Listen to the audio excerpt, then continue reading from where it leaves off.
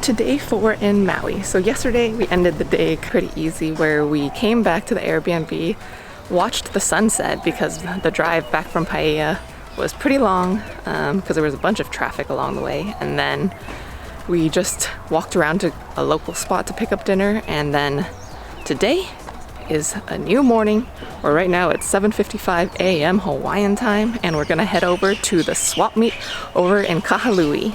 So we've just made it to the swap meet, and the entrance fee is 50 cents, but it is free parking.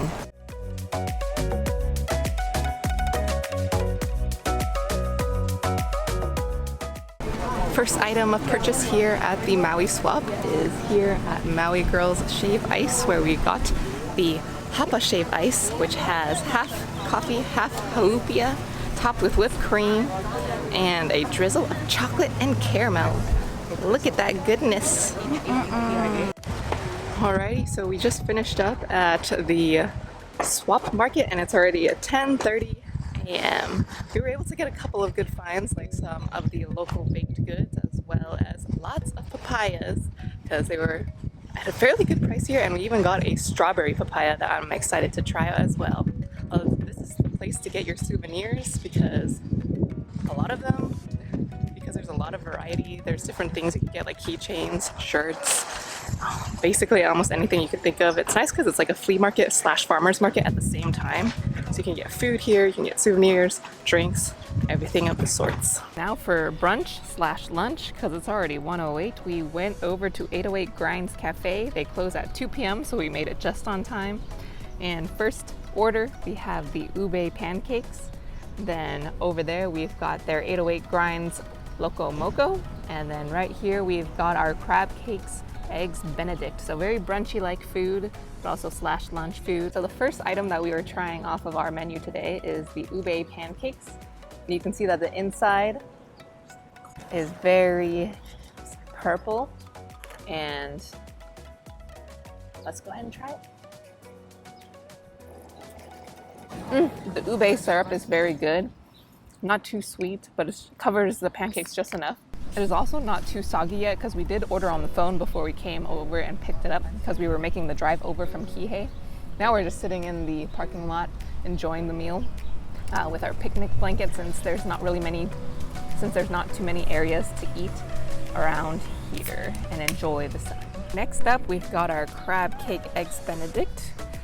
You can see there's some hash browns that we got, and then there's the typical poached egg, and then the biscuits are underneath. So let's go ahead and grab one bite of the eggs Benedict.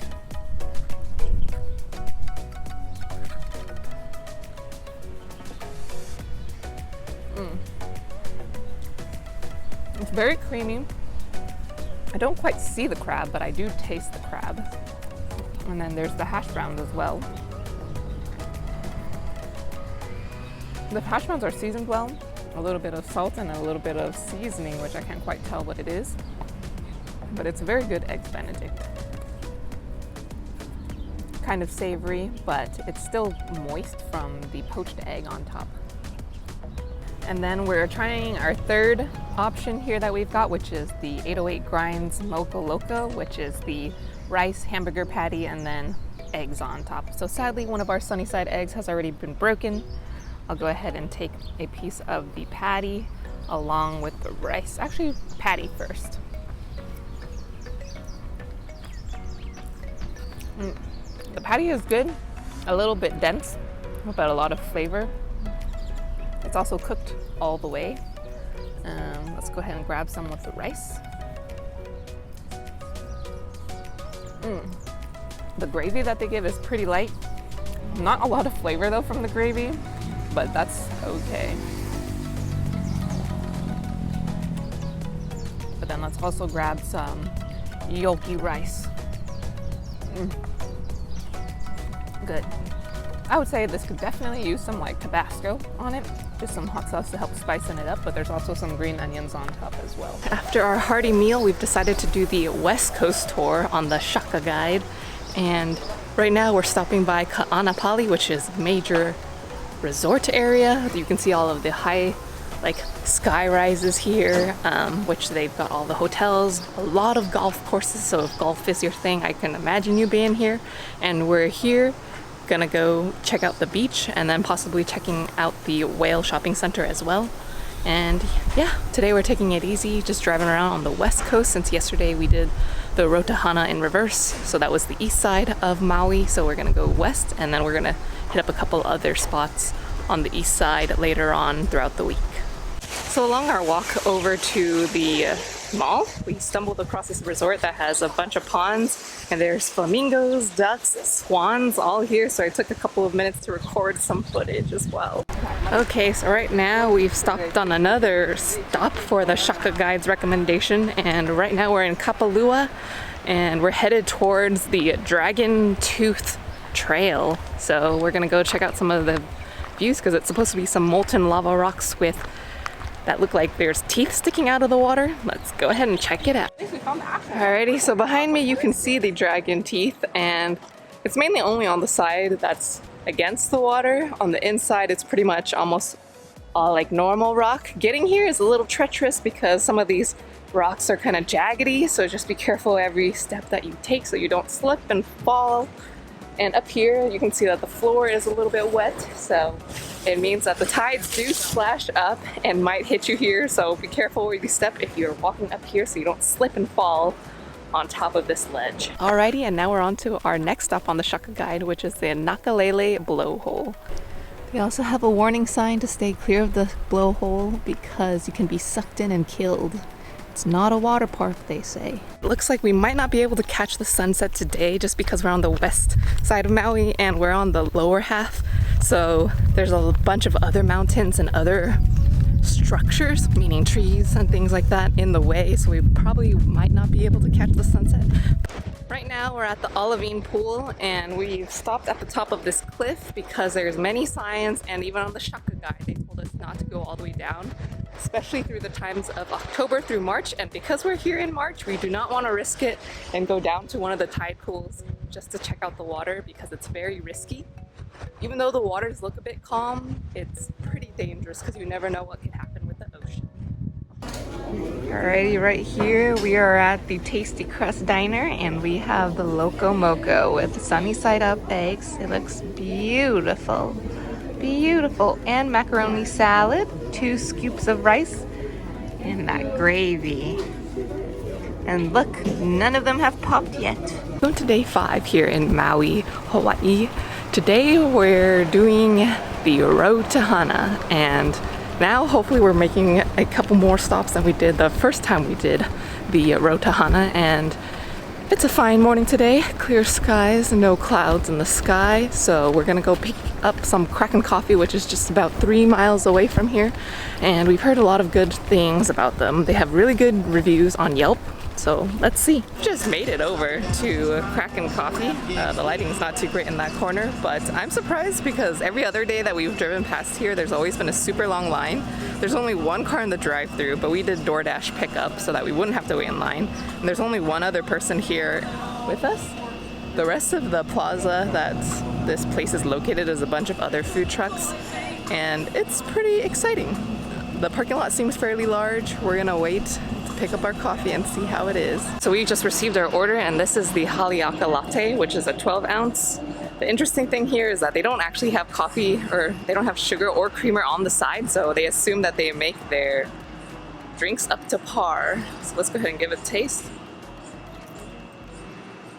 Oh, it's actually really good. It's like how I like my coffee, and I'm typically a person that likes a lot of sugar and creamer in my coffee, so I love it. So we've made it on our first stop on the Shaka Guide. We passed by the beach, and now we're at Twin Falls, and parking is $10, but this is one of the few places that actually take credit cards, so we had cash, but they take cards, so might as well get your points. You can see the Twin Falls in the background.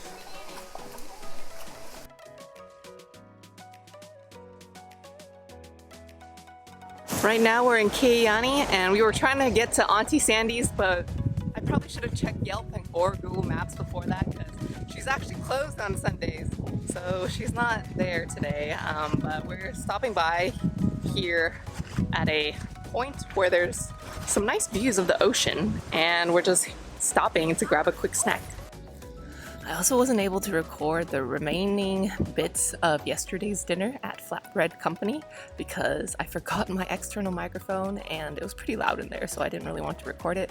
But the pizza was pretty good overall. The Mopsy Kalua pie was really good. I wasn't really expecting it. We got the one with the pork shoulder because you have the option of getting pork shoulder or chicken, and we're kind of tired of chicken, so we decided to go with the pork shoulder. There weren't too many bits of meat on there, but the ones that were pretty good. Because it is the shoulder piece, it is a little bit more chewy than like just normal pork bits of the body. And the sauce was really good because it was like a barbecue mango flavor, but it wasn't too sweet like normal barbecue sauce, but it also wasn't too mango-y either. Okay, so now it's dinner time. It's been a nice day at the beach, but we did leave when it started getting really hot, which was around 1:30 p.m. because the sun was burning. I think I still burned my back somehow, even though I put on sunblock. I guess I just didn't reapply when I was supposed to. So we had left the beach, chilled at our Airbnb for a bit before heading out to Costco to pick up some choco mochis and gas. And now we're at Taco y Mariscos getting some taco barrillas and some mulitas. I think I also got a barrillas version of that as well. But then we're gonna drive over to a nearby beach to watch the sunset. We wanted to go to a different one, the one with the resort, but that one was a bit too far. So we decided to go with the one that would be closest access to here. So here are our crunchy tacos, and sadly we had ordered 6, but we only got 1 of those dipping sauces. Then over there we've got our cheese quesadilla. There's our mulitas, which is the burrito one, and then a California burrito as well, and then those are the sauces. This is our last full day here out in Maui, so we're starting off the morning right with grabbing some Kraken coffee. So we've just picked up our orders, and it was a success. Didn't have to wait too long this time, and we got the cold brew Kraken ice cubes. Can't really tell, but they are cold brew. We've just finished our wine tasting, and I finished my shoot. Definitely think that Maui Wines is a must visit if you are doing the Road to Hana in reverse, especially because they open from 11 to 5, I believe. You can check their Yelp page, but the flights here are only $12 each compared to at least Napa, where it's like 60, 50 and upwards of that, and they all taste really good. And where else can you really try pineapple wines? They have other wines that you can taste as well as some beers, but it's definitely worth it. So you have to make the reservation ahead on Resi, but you are able to call in advance as well to change the time if needed. Here we are with our wine flights. So we have the pineapple as well as the rosé ranch, and they recommended you work your way left to right. And we've got our artisan charcuterie board in the middle. We got 2 pineapple and 2 rosé ranch tastings because there's 4 of us, and someone else has decided to join us here at this table. Hi! We're here slightly before opening, and just now they've started opening the doors and people have already started to go in. But look at this outdoor dining spot that they've got. You can also kind of see the distillery in the back. They've got spots here for bike parking and plenty of benches outside, as well as their parking is pretty ample, where they've got street parking and their own dedicated parking lot. Check out the inside.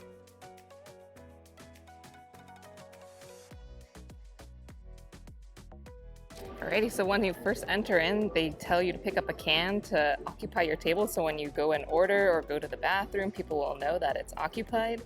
And you can scan right there for the menu as well as the one on your table, and then you can open up a tab either at the bar inside or out here, and then they allow you to pay by phone through a QR code that they print on your receipt after you open up your tab. So it looks like that. Alrighty, so our drinks have arrived. From left to right, this is what I got. I got all of their special ones. I forgot about their year-round beer when I was looking at the menu, but left is Red Velvet, second is Sunshine, third is Mo Hazy, and fourth is Pale something. So I've just tried a sip of all 8 cups that we've decided to get because we got 2 flights. I'm not really a beer person, but all of them were fairly okay. Mainly all of them were like 8 IPAs from the menu, and those are the ones I don't really like. But we got a lot of the special ones. So Cocoa Porter is the one that appears to be the most famous one around here. I thought it was okay. It has a very strong smell, and then the lingering taste makes it taste like hard alcohol. The other drinks, there were nothing too special about them, I would say, but I'm probably just not a beer connoisseur to be able to tell you about like what are the different types of beer because I don't really know the difference. Some of them I'm like, oh, this tastes like Corona, this tastes like Heineken, or it's like light or dark enough. But then IPAs, I just don't know enough about them. I finally found one of these press penny machines at the airport next to an ATM and a photo booth.